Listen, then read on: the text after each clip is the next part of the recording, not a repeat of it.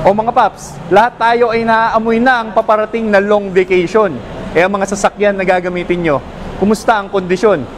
Kabi-kabila na naman ang mga outing ng mga person ngayong Semana Santa mga paps. Bakit naman hindi? Long vacation Pero kasabay ng paghahanda ng inyong mga chibog, beach outfit at mga camping gears, dapat pati ang sasakyan na inyong gagamitin ay pinapacheck rin.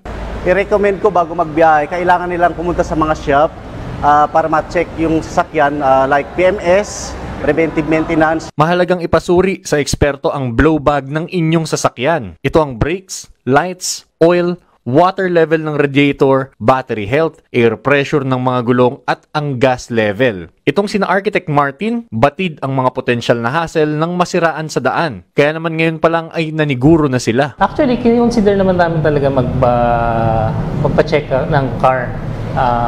Kasi nga may biyahe for this week. This Wednesday bibiyahe kami. Lokban. Kasi ang consideration ko since malayo yung biyahe, pina-check up namin yung under chassis niya. Ganon din si Mang Nick. Pinagawa ko talaga.